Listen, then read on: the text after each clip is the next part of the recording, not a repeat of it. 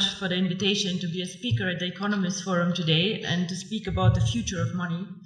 My name is Dr. I hold a PhD in law. I have always been very interested in financial services and worked about 6 years with McKinsey in Eastern Europe, actually when the crisis hit us really, really bad. I was spending my time in Russia with Sberbank, and it was an interesting time. I want to speak today about, as I said, the future of money, the future of payments.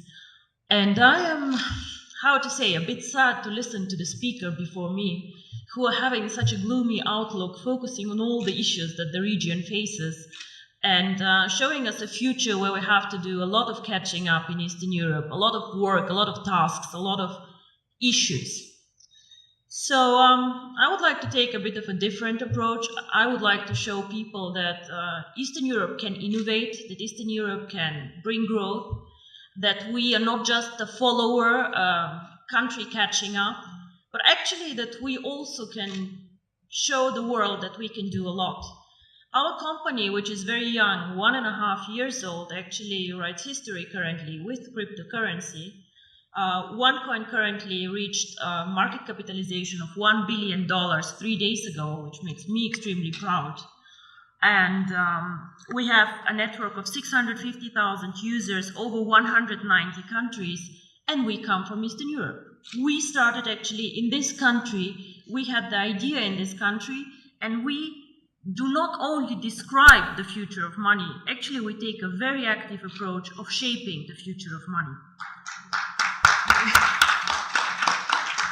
So, Southeastern Europe is a very good place to live, and I'm born here. I have been not raised here the whole time, but I feel home here.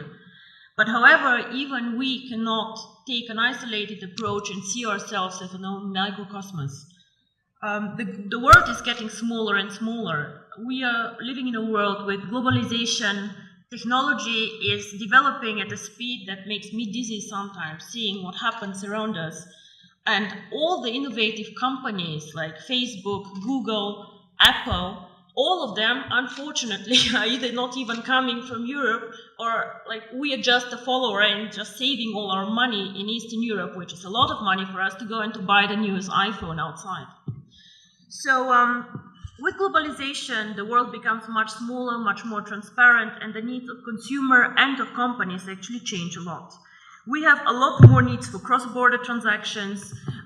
Even as a simple customer, I have to do a lot of shopping, a lot of things outside my country. So of course, this is a need that we need and we have to address with a company.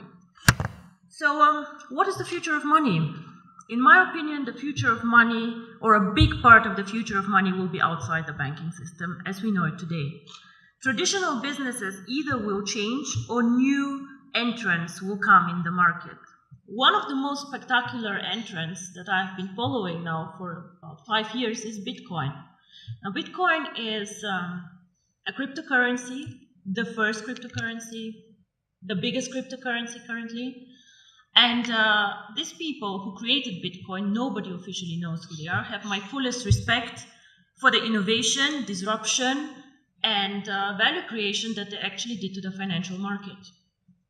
Of course, wherever there's value creation, speculators come, and a lot of turmoil can happen, but these people created something new and something really exciting. Bitcoin and the blockchain technology, which makes financial services independent from governments, independent from regulators even, and independent from banks as we know them, already starts changing the world we live in.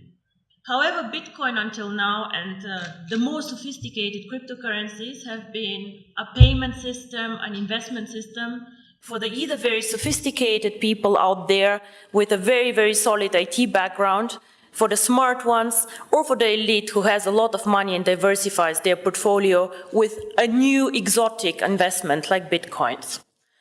The market is still not very big, with a market capitalization fluctuating between 2 and 3 billion, transactions happening every day about 200 million euro.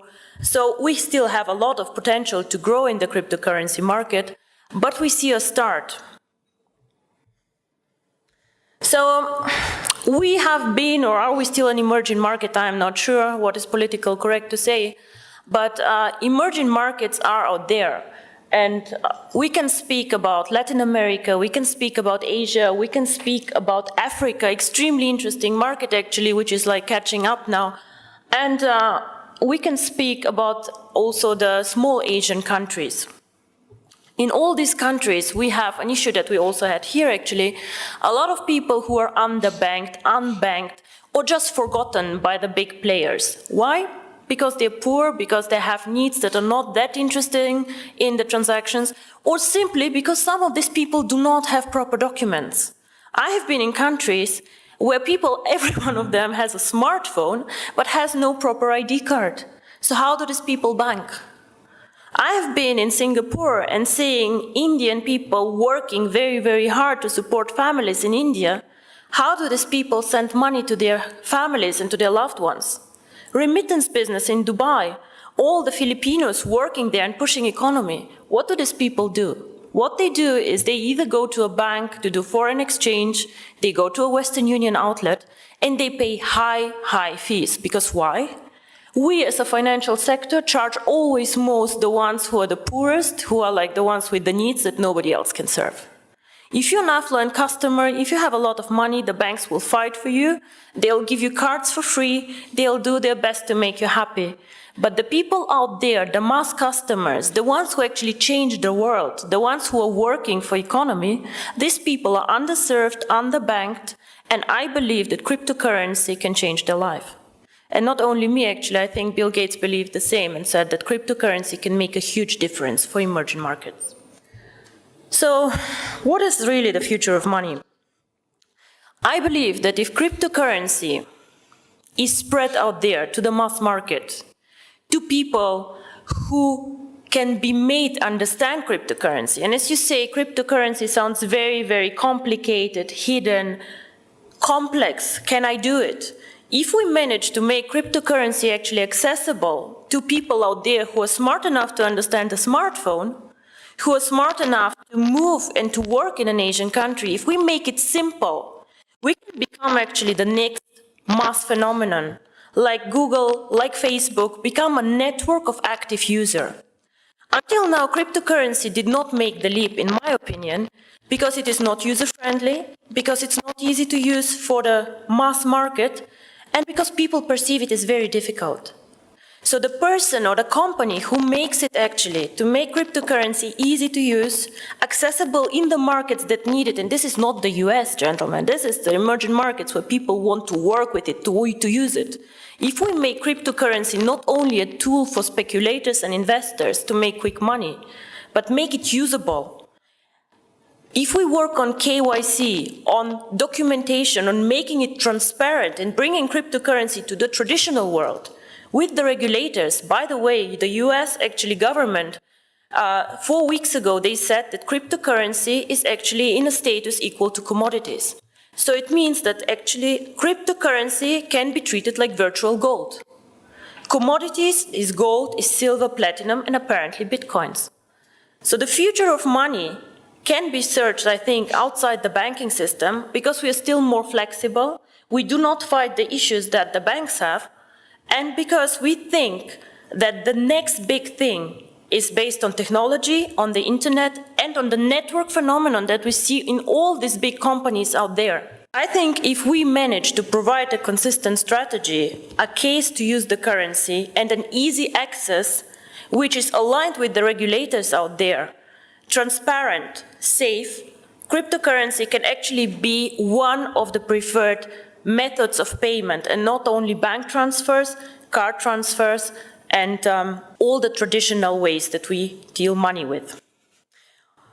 My future, or my vision actually, is the one card, making cryptocurrency one currency like the euro, like the dollars, that you just can go and spend with your card, which can be a Visa, MasterCard, China Union Pay, whatever. Make it a real currency that people just can go and spend out there. I have done my job whenever all of you can go with their card and just spend OneCoins for a dinner. This is when cryptocurrency actually became real for me. And I'm very, very curious how the next 2 to 3 years will work out for all of us. And I hope I'm right that the future is with technology and with us. Thank you very much.